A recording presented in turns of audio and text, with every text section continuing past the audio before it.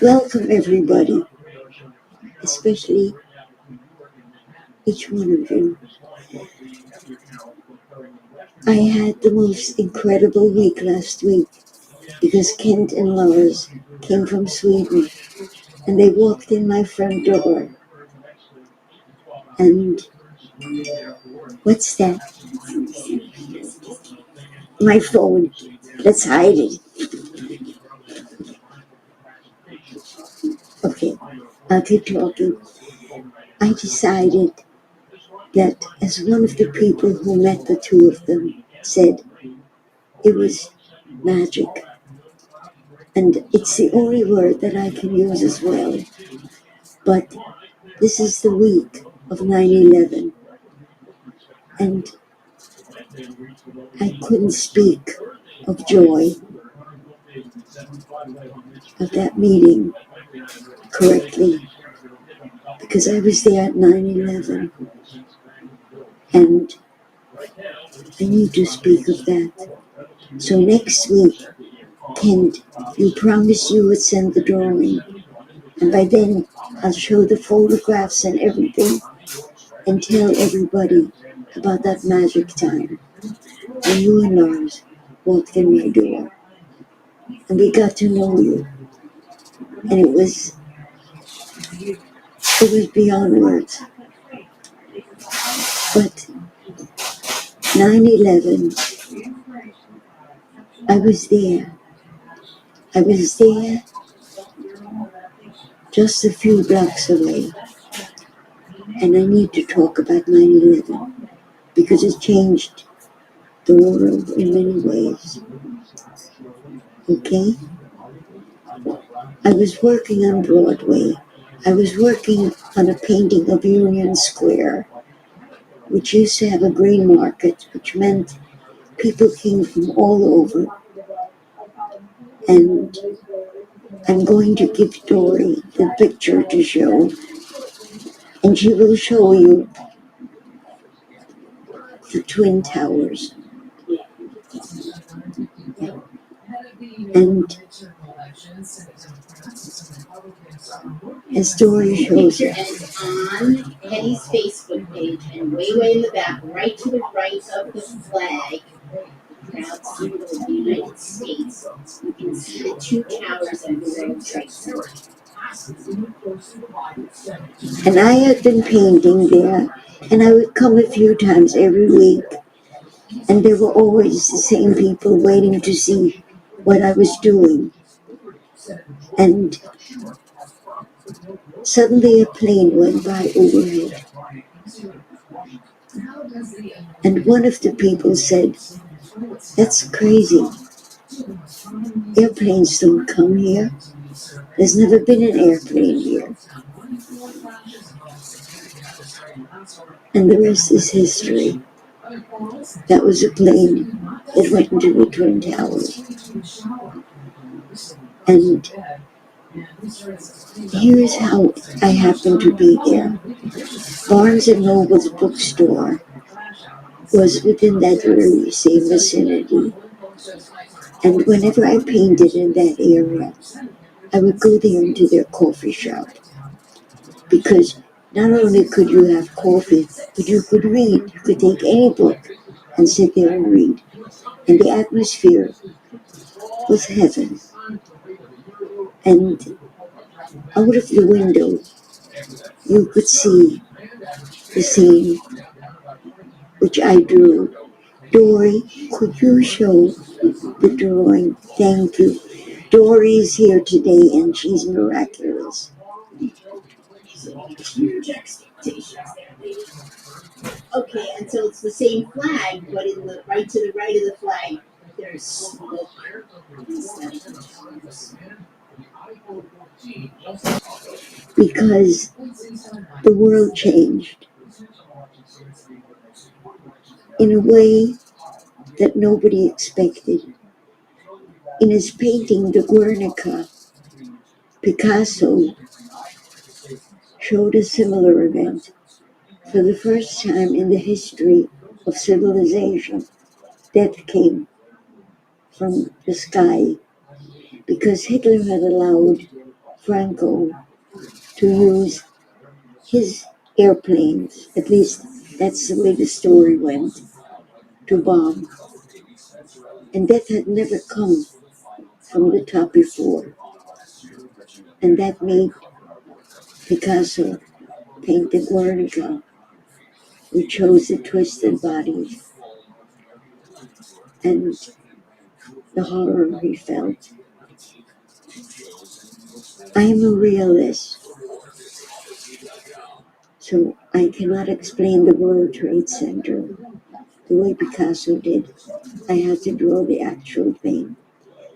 So when I used to go to Barnes and Nobles to drink coffee, and I would see that incredible panorama in front of me, I asked for permission if I could bring paper and pencil and sit there and draw it.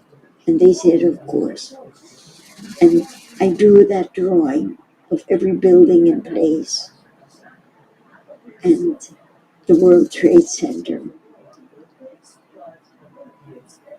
After 9/11, I went back to the drawing because I had painted the Green Market, called it Union Square, before 9/11. And I needed to do the other one as a sequel. So I filled it up with people carrying placards with names of people they lost and telephone numbers and asking anyone who knew if these people lived to please call. So should you show it again? Sure. Thank you. Promise not to rip your mic off again. You're wonderful. You're wonderful. I'm holding my wire. There you go. Hold your horses. Okay, so the people are down front with the shadow. Yes. And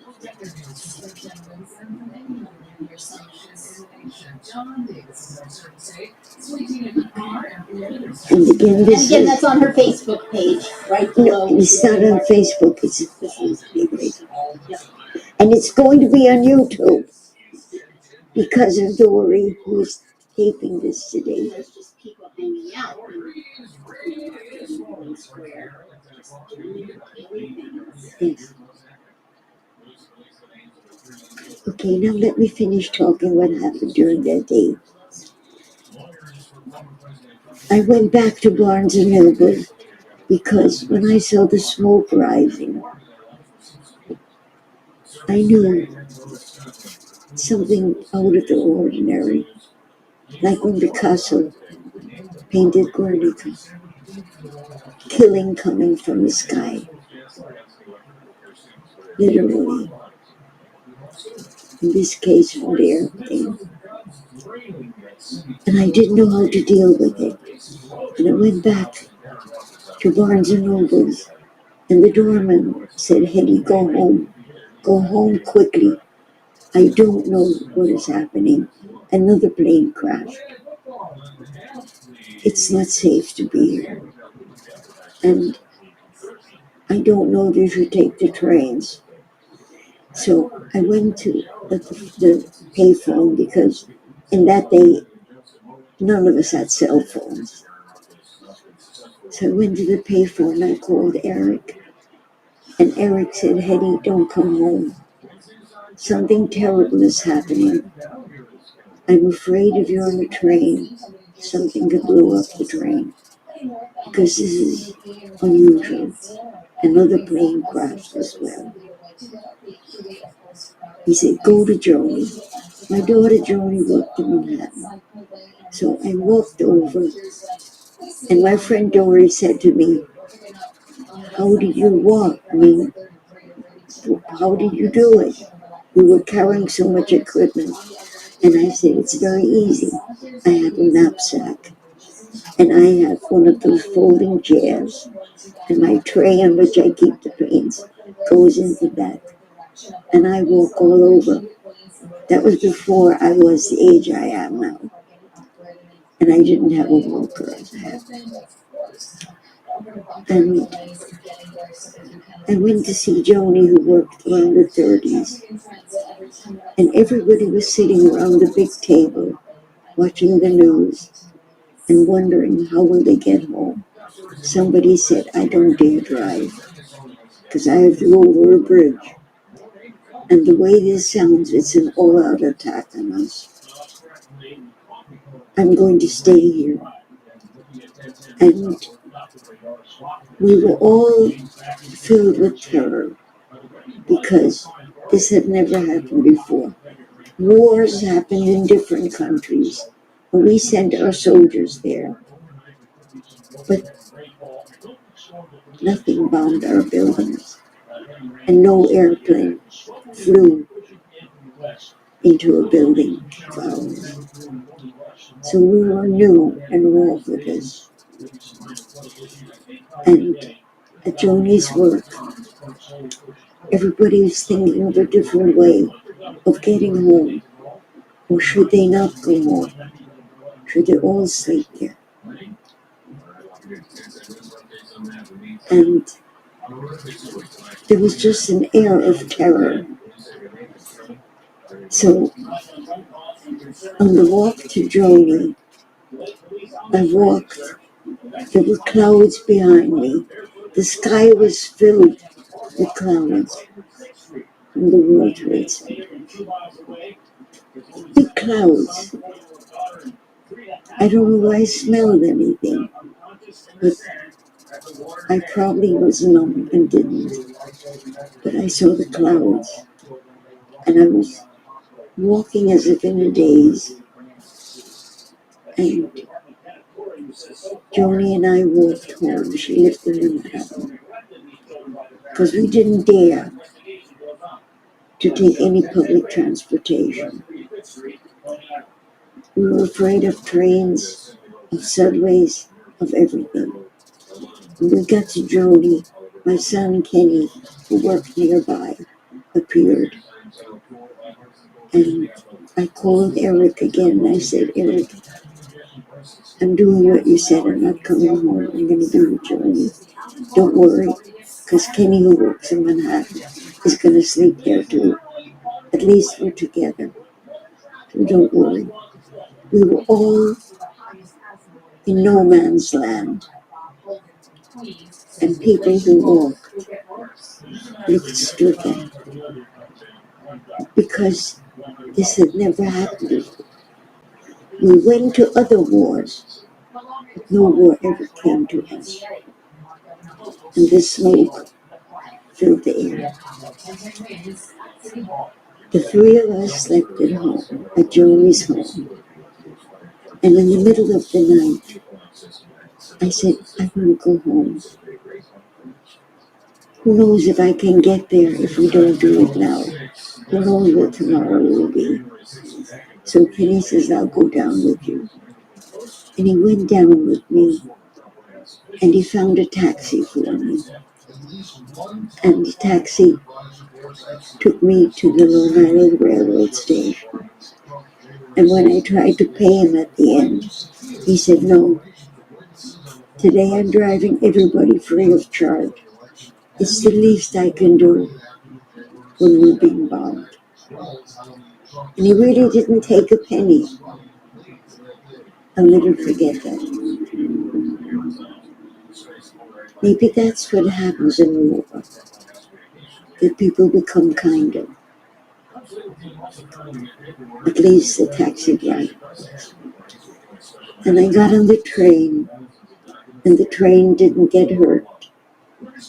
And I ended up at home, and Eric was waiting, and we held each other. Because both of us are victims of the Holocaust. And we know what can happen. And we were together. And the next morning, when I woke up, the world looked the same, but it would never be the same again. And before I go further with this story, because it's important, For a few days, I didn't go back to paint. And when I did go back, a young woman stopped by and she squatted on the ground so that she could see my paints and everything. And she said, I've become so afraid. And I said, tell me why.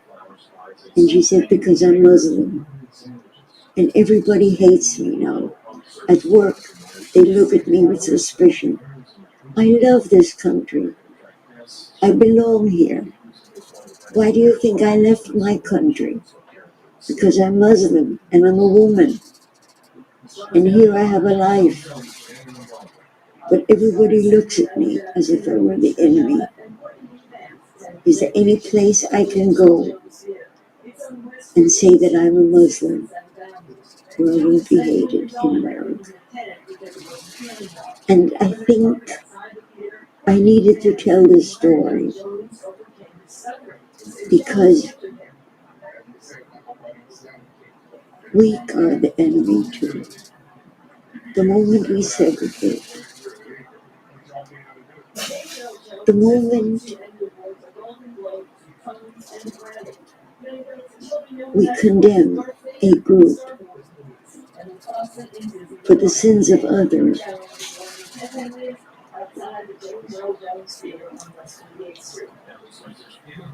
we cause the World Trade Center crime. Because we did Hiroshima.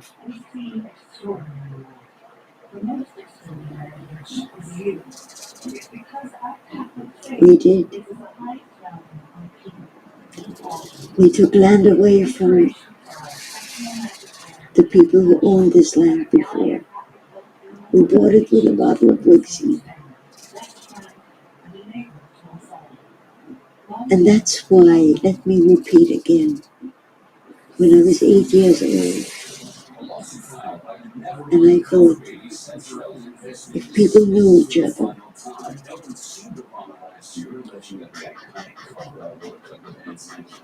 how could they hurt each other? And my life's work is that.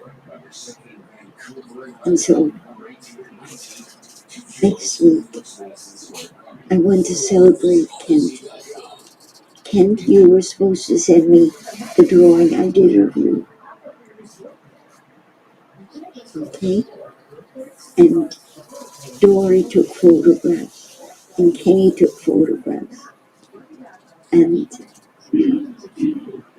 that day was magic. And I will keep that in my heart and banish what we did at Hiroshima and what they did in the World Trade Center. Let me go to my painting now. Can tell who's here first? Yes. Well, of course, I was watching at the beginning. I would love to hear every word. Okay. Joe Tripp says hello from Joe. Lars is watching, you know that. Joe Tripp says it is perfectly. Carol Hodgkin, perfect. Kent said hi, Hedy. Joe Tripp says I'll be there one day. Lars says hi, Hedy. Joe says he just... Wait, speak slowly because I love these. I'm sorry. Joe says he just announced his retirement for December 31st. Julie Williams is watching. Lars says hi, Hedy. Fran Rosenberg is watching. Good. John Taracuso says hugs from California and hi, Dory. Julie Williams says, I'm glad to hear you had a magical week and I'm so proud to be in tonight's painting.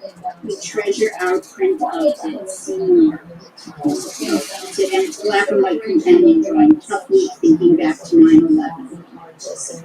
Tammy Smith says, hi, Hedy. Sandy says, love you, Aunt Hedy, Ismail and Sandy. Lauren Raff is watching. Marcia Goldstein Graber is watching, says hi. Yola is watching, says sending my love. I got you a new fan. My friend Abby May is watching. She says greetings. Hello. Joe Tripp says, thank you for sharing those important moments. That's the answer. Okay. This is my answer to the World Trade Center, to Hiroshima.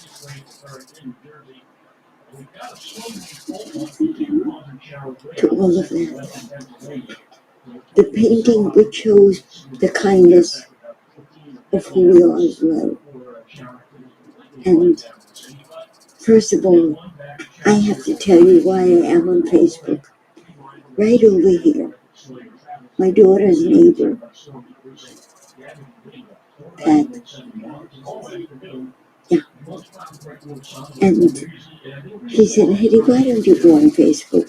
And I said, no, I'm afraid of social media. And I really don't want to attract people whom I don't know.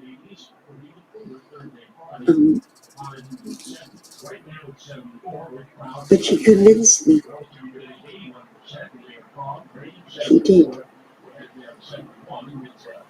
Let me tell you what will happen over here. Before Kent came, I was going to put him here and Lars with him. But I love Kent. And when I heard about his children and his wife, who had been the girlfriend with whom he came here 1,000 years ago when he first took that photograph, yeah, 40 years ago, I needed to, I'll talk about that next week, but I do want to just say this. He caught me with this gesture, and my grandchild Jessie and my son Ken and I were talking one day about how do we know when we created exactly the right thing.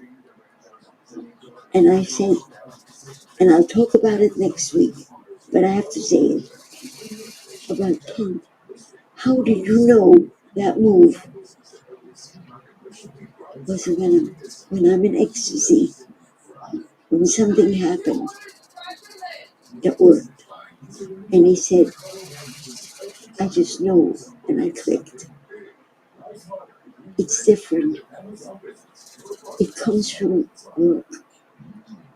How do we know?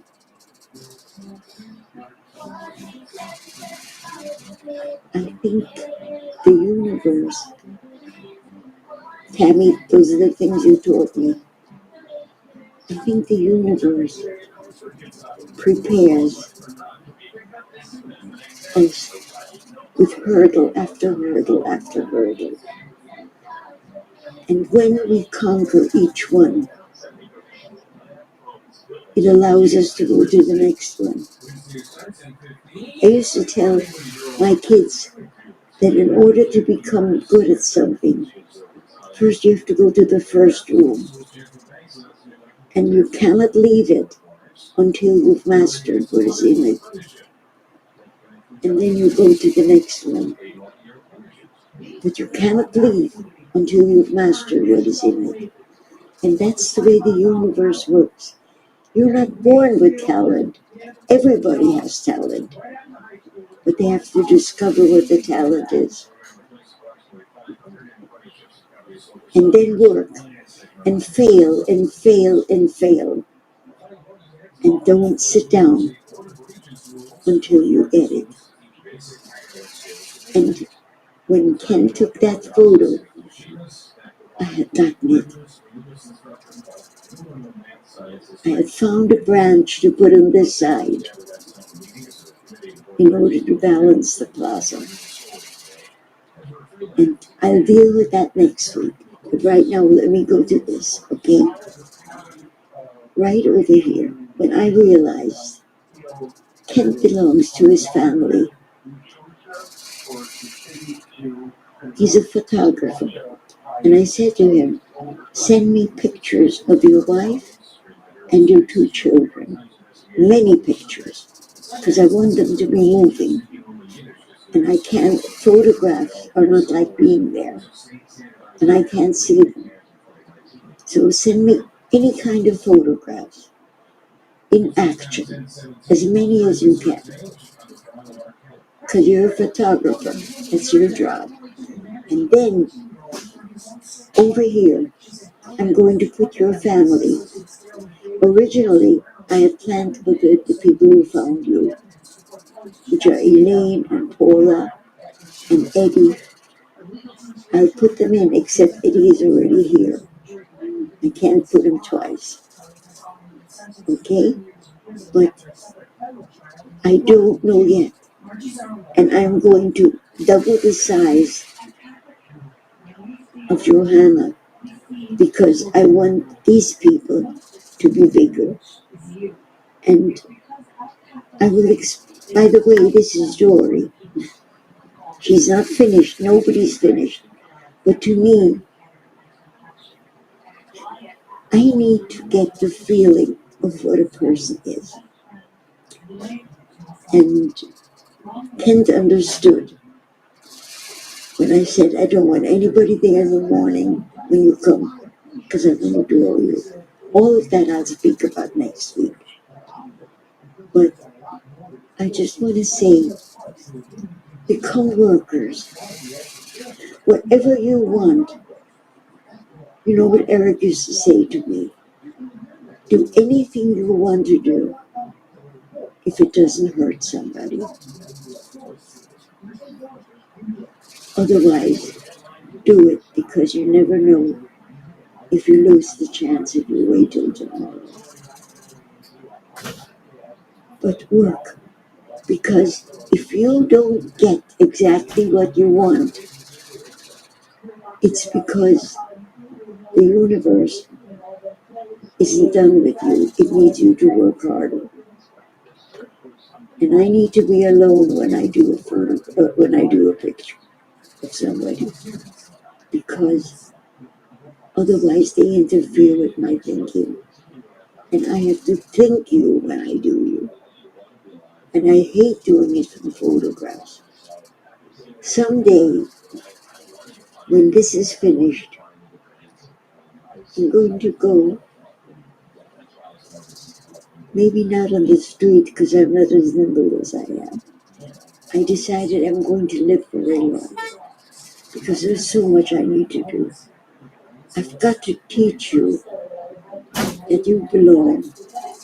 And the only way you belong if you accept others. Nobody is going to accept you unless you accept them first. Okay? If anybody has anything to say, say it. We have 2 minutes, and there's one last message from Ed. He said, "Thank you for sharing that World Trade Center story, Hedy. So moved. And by the way, Dory's friend Abby is my friend from Newport, all because of Kenny. So it's just like 6 degrees of separation." I love it. I love it.